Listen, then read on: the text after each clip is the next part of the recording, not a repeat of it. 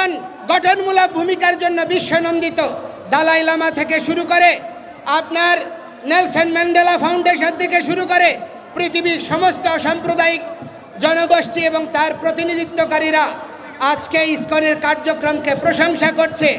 আর এই বাংলাদেশে তাকে জঙ্গি সন্ত্রাসী ধর্মান্ধ রূপে প্রতিষ্ঠা করার প্রচেষ্টা করছে। আমরা কি কোনো কেউর ঘরে আগুন দিয়েছি? আমরা কি কেউর ঘরে আগুন দিয়েছি?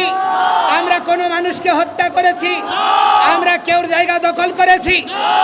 আমাদের জায়গা, আমাদের সম্পত্তি আমরা উদ্ধার করতে গিয়ে আজকে আমাদেরকে ভূমিদস্যু তকমা দেওয়া হচ্ছে। বাংলাদেশ সরকার অর্পিত সম্পত্তির নামে আপনার ক আর খ করে ক এর অধিকাংশ সম্পত্তি স্থায়ী খাস করে নিয়েছে। কই মুসলমানের কোনো সম্পত্তিকে খাস করার দুঃসাহস দেখাতে পেরেছে? আজকে বাংলাদেশে অধিকাংশ শিক্ষা প্রতিষ্ঠানের জায়গার দাতা হচ্ছে হিন্দুরা, অথচ সেইখানে আজকে আমরাও বঞ্চিত। আমাদের প্রার্থনা করার জায়গা নেই, পূজা করার জায়গা নেই।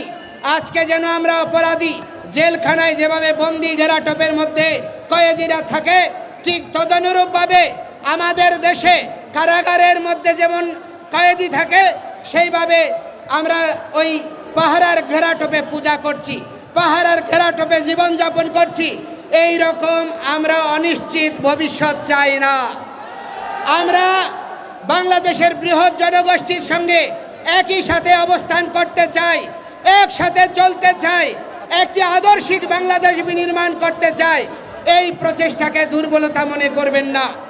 আমি আপনাদের বক্তব্য দীর্ঘায়িত করব না। আমি আপনাদেরকে বলতে চাই, সারা পৃথিবীতে আজকে দেখা যাচ্ছে যে মানুষ মানবিকতার কথা বলছে, সারা পৃথিবীতে অসাম্প্রদায়িকতার কথা বলছে, ধর্মনিরপেক্ষতার কথা বলছে, কিন্তু অতিশয় দুর্ভাগ্যের বিষয় আমার বাংলাদেশে রাষ্ট্র ধর্ম ইসলাম করতে চায়, একটা ধর্মীয় রাষ্ট্র বানাতে চায়, কিন্তু অন্য দেশে আপনার কি করতে চায়? ধর্মনিরপেক্ষ রাষ্ট্র চায়। এই রকম দ্বিচারিতা আমরা সহ্য করতে পারি না। রাষ্ট্রের 4টা মূলনীতি অক্ষুণ্ণ রেখে আমাদের সহাবস্থানযোগ্য মর্যাদা প্রদান করে একটি সংঘবদ্ধ এবং সুশৃঙ্খলায়িত ইতিহাসের দ্বারা একটা জাতি রাষ্ট্র বিনির্মাণ আবশ্যক। এই বিষয়ে আপনাদের সকলকে ভূমিকা রাখতে হবে। যেই সমস্ত হলুদ মিডিয়া আমাদেরকে দলীয় ট্যাগ দেওয়ার জন্য, আমাদের আন্দোলনকে ভিন্ন খাতে প্রবাহিত করার জন্য হীন প্রচেষ্টা করছেন, তাদেরকে আমরা বলতে চাই, ক্ষমতা চিরস্থায়ী নয়, ক্ষমতার পট পরিবর্তন হবে।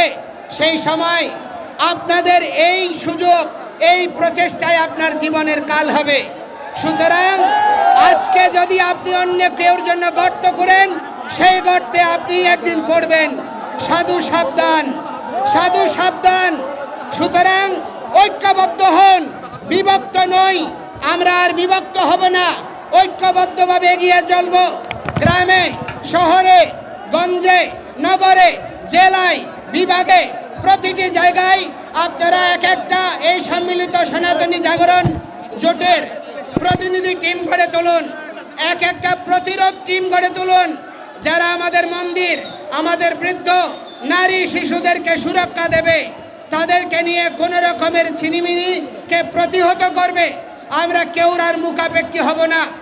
আমরা রাষ্ট্রের আইন মেনে, শৃঙ্খলা মেনে আমরা নিজেদের আত্মরক্ষার প্রতিরোধ আন্দোলন চালিয়ে যাব।